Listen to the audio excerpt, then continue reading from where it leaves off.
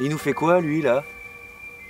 Mais je crois qu'il m'a dit qu'il faisait un pop reptile.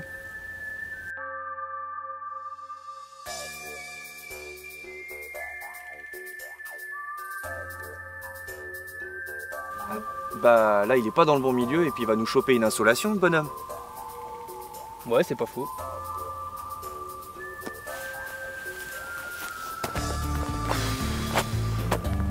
J'ai dû zapper un truc, je sais pas comment ils font au groupe Herpéto là.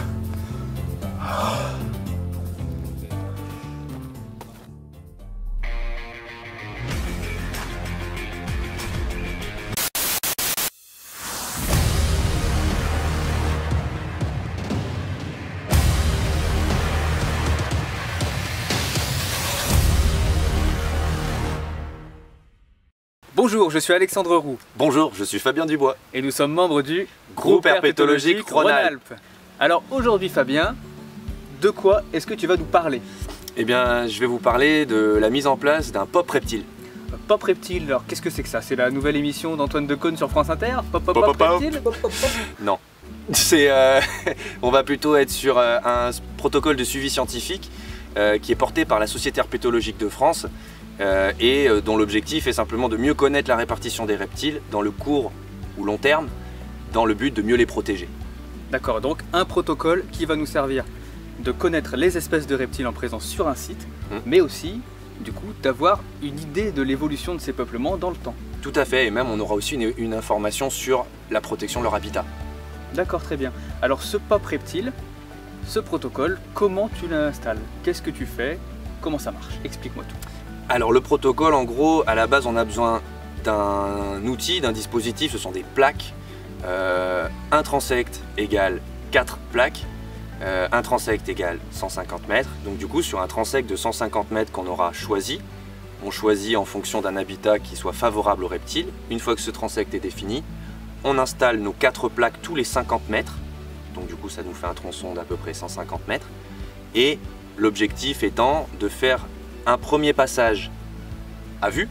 D'accord. Donc on ne soulève pas, on laisse, on observe tout ce qu'il peut y avoir à côté ou sous la plaque. D'accord, donc des reptiles qui seraient dans la végétation ou même carrément posés sur la plaque, mais tu ne touches pas à ta plaque. Non, parce que du coup la possibilité c'est que l'animal aille se réfugier sous la plaque. D'accord, Du c'est coup, malin. Et du coup, dans l'idée, donc on fait ce premier passage à vue et au retour, on soulève. D'accord, très bien. Donc là, tu peux poser un transect. Mm. Si j'ai bien compris, c'est un transect de 4 plaques sur 150 mètres. Est-ce que tu en mets qu'un seul de transect? Tu peux en mettre plusieurs, j'imagine? On peut en mettre plusieurs, mais après il faut l'assumer derrière. C'est du boulot, parce que un transect, dans le protocole, on est entre 6 et 8 passages. Ah, tu vas passer 6 à 8 fois C'est ça. sur ton transect. C'est ça. D'accord. Donc j'imagine que tu peux passer toute l'année. Eh ben non. Non, parce qu'il faut qu'on se cale sur la bonne période, donc la période de reproduction des reptiles, leur période d'activité qui se situe plutôt entre mars et octobre. D'accord. Donc effectivement, les reptiles sont actifs de mars à octobre parce que pendant l'hiver, ils... Hiverne. Absolument. Du coup, on a donc 6 à 8 passages, et ces passages-là, je répète, si on met plusieurs transects, ça va faire 6 x 3 ou 3 x 8. Et là, ça va commencer à faire D'accord. beaucoup de... Effectivement, il faut Beaucoup de avoir temps. le temps de le faire. Très bien. C'est ça. Moi, une fois que j'ai installé mon pop reptile chez moi, Mhm. j'ai trouvé un super endroit, magnifique. Et je veux transmettre mes observations. Qu'est-ce que je note? Qu'est-ce que j'observe? Est-ce qu'il y a un endroit sur lequel je peux trouver ces informations? Qu'est-ce que je dois noter? À qui je dois l'envoyer? Alors on est plutôt bien fourni dans le sens où tout est téléchargeable sur le site de la Société herpétologique de France. On a le protocole avec même les fiches de relevé. Le principe étant de remplir donc cette fiche de relevé où il y a des éléments sur l'habitat dans lequel on a installé nos plaques et où on a défini le transect. Il y a des éléments sur les espèces, donc on note tout ça, on transmet les données dans un premier temps aux associations locales sur les bases de données qui sont locales. Et ces éléments sont centralisés et transmis par la suite pour la Société herpétologique de France, qui coordonne et qui centralise. D'accord, très bien. Donc tu donnes toutes ces informations selon ce qui est demandé dans le protocole. Et pour contacter la SHF, j'imagine que tout simplement il y a une adresse mail ou pour te contacter toi, par exemple, au On groupe peut- herpétologique Rhône-Alpes? On peut passer par... Il y a des référents régionaux de partout qui font ce lien entre les associations locales et la SHF, Société herpétologique de France. Très bien. Et bien écoute Fabien, ce que je te propose maintenant, c'est que tu me montres tout ça. On va faire ça. C'est parti. C'est parti. Oh là là Fabien, mais qu'est-ce que tu nous as trouvé là? Une plaque à reptiles? Une plaque à reptiles? Mais qu'est-ce que c'est que ça, une plaque à reptiles? Eh ben, c'est un dispositif qui permet de faciliter l'observation des reptiles. En fait, c'est noir, hein, et ça capte la chaleur et les reptiles viennent se mettre dessous et nous, on peut comme ça les recenser. D'accord, donc ils se mettent dessous, jamais dessus. Si, ça peut arriver, ouais. D'accord. Les lézards, souvent. Donc en fait, si je comprends bien, le fait que ce soit noir, si j'ai bien révisé mes cours de physique-chimie, techniquement c'est la lumière du soleil qui va chauffer la plaque, donc les animaux se mettent dessus pour capter la lumière du soleil ou dessous par conduction. Parfait. Oh, j'ai été bon à l'école. Et du coup Fabien, donc ces plaques à reptiles, elles sont toujours de ce format-là et ondulées? Pas forcément, on trouve aussi des tapis de carrière. Avant, quand c'était encore possible, on avait aussi des fois des tôles en amiante, mais ça on a arrêté. Et globalement, on est sur de la toile goudronnée. C'est plus pratique parce qu'on a ces ondulations qui font que les reptiles peuvent se mettre dessous. Effectivement, ça fait des espaces, ils peuvent se Et glisser surtout, facilement. c'est léger. Effectivement, c'est un avantage. Du coup, pour la plaque à reptiles, on va trouver, j'imagine, des lézards, des serpents. Est-ce que tu peux trouver d'autres choses que ça? On a souvent des petites surprises plus ou moins agréables. Bon, de la moins agréable à la plus sympa, on peut avoir les fourmilières, c'est un peu fatigant des fois. Ouais. On a beaucoup de fourmilières qui s'installent dessous, des rongeurs, donc on a la bouffe directe pour les serpents, parfait. Et puis des fois des coléoptères, voilà, des amphibiens. D'accord, très bien. Donc cette plaque-là, ensuite tu vas aller la placer, j'imagine. Tu vas choisir un endroit qui est proche d'un habitat favorable aux reptiles. Tout à fait, une haie, un tas de bois, une zone favorable aux reptiles sur un transect. D'accord, super. Et ben je te propose qu'on aille la placer ensemble. Eh ben parfait, allez, c'est On parti. y va?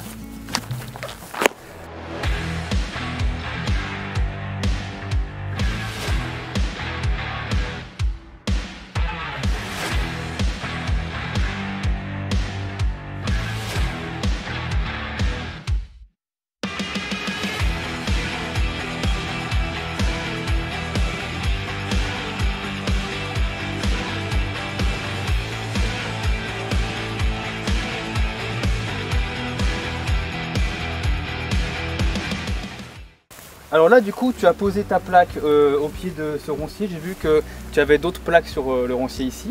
Ouais. Je vois que d'une manière générale, tu les poses quand même assez près de la végétation. J'imagine que si tu les poses plus loin, ça marche beaucoup moins bien. Ouais, c'est ça. Donc c'est quoi? C'est une histoire vraiment de couvert végétal.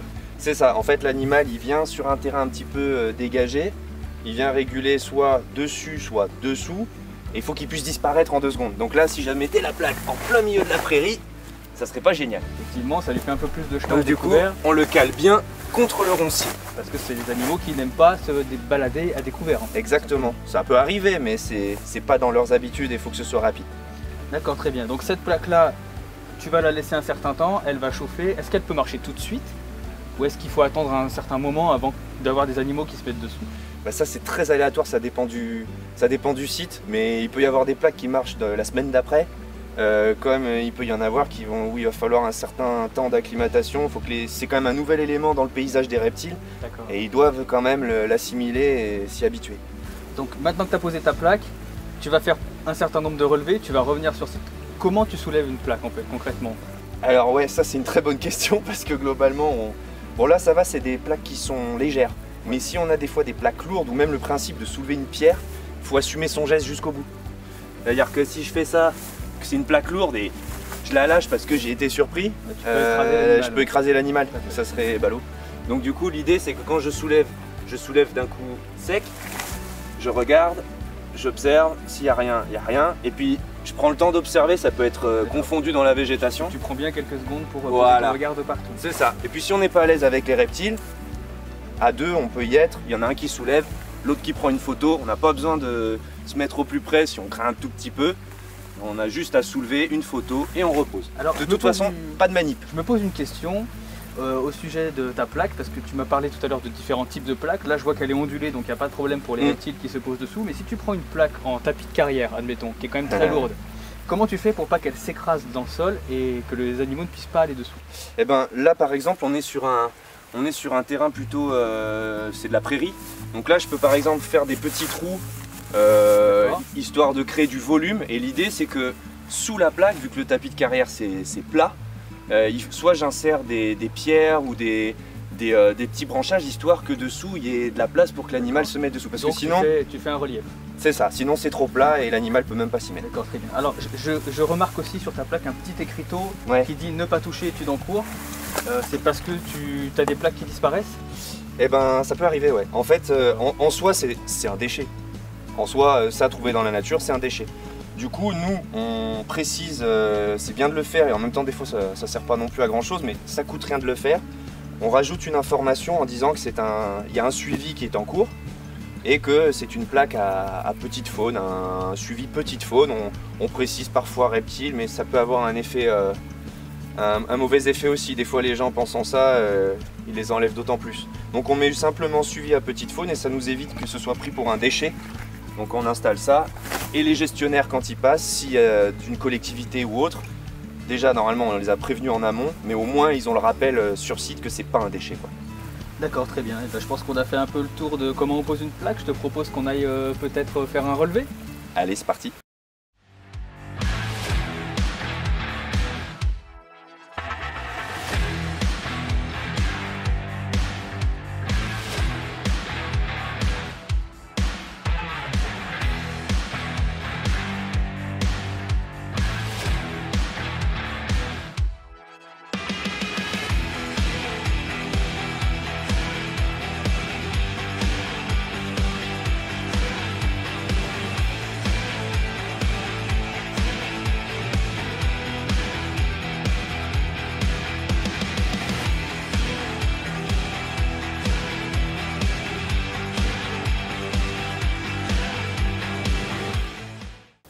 Ça va Fabien, je te dérange pas trop sur ton téléphone. Qu'est-ce que tu fais? C'est cool, c'est cool.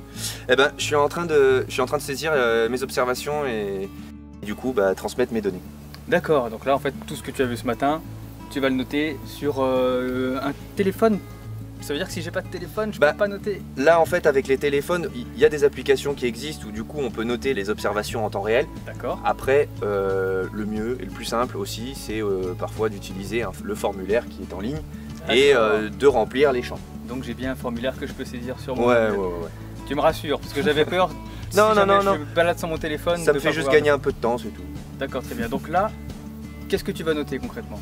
Eh bien là du coup, les premières informations qui vont être importantes, ça va être la date, la météo, l'horaire de démarrage et du transect, le milieu, l'habitat. Et ensuite, on rentre un peu plus dans le détail, on va préciser quelles espèces, combien d'individus, et si on peut les sexer, à savoir si c'est un mâle, une femelle, un juvénile, etc. On peut mettre des remarques aussi, on peut mettre pas mal d'éléments.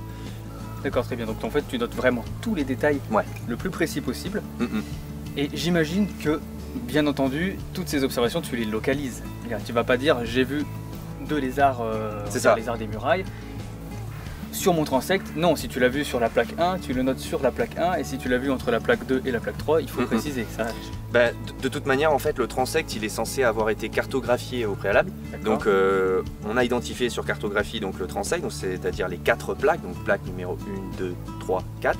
Et quand j'ai une observation, là j'étais en train de saisir une couleur verte et jaune, couleur verte et jaune vue sur la plaque 1, sous-plaque. Et après je détaille si j'ai pu identifier que c'était un mâle, une femelle, s'il était en mue ou pas. D'accord, donc c'est bien important de tout noter, il ne faut pas oublier des choses, j'imagine, parce qu'après, quand l'analyse des données va arriver par la suite, j'imagine que c'est la Société herpétologique de France qui s'en occupe. C'est ça. S'ils n'ont pas tous les éléments, ces données, elles ne peuvent pas vraiment être utilisées. Non, et puis du coup c'est important parce que ça permet d'homogénéiser aussi toutes ces observations, d'en faire quelque chose, de pouvoir les comparer, les analyser sur le long terme. D'accord, et écoutez, ça fait plaisir de voir qu'on peut compter sur le groupe herpétologique Rhône-Alpes pour faire ce genre d'action et aider la connaissance et la Société herpétologique de France dans son travail. Merci Fabien. Avec plaisir. Alors on a été accueillis aujourd'hui pour présenter le Pop Reptile par le Grand Parc de Miribel-Jonage, donc voici le site où on a l'habitude un petit peu de faire aussi nos formations SOS Serpent, donc ça s'appelle l'ILOS. C'est un site qu'on connaît bien et qu'on suit depuis plusieurs années. Voilà, on voulait faire un grand clin d'œil et un grand merci au Grand Parc de Miribel-Jonage avant de vous dire à bientôt. Au revoir. Au revoir.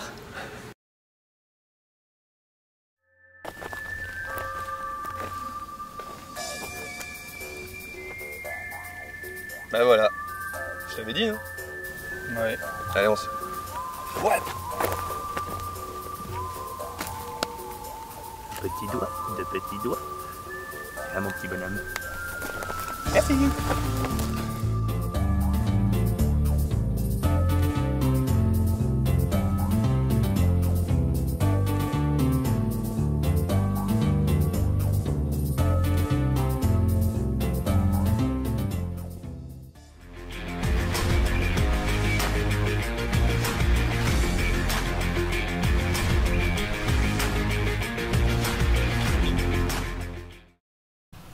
Panique à bord! Y'a un géant qui nous fait chier!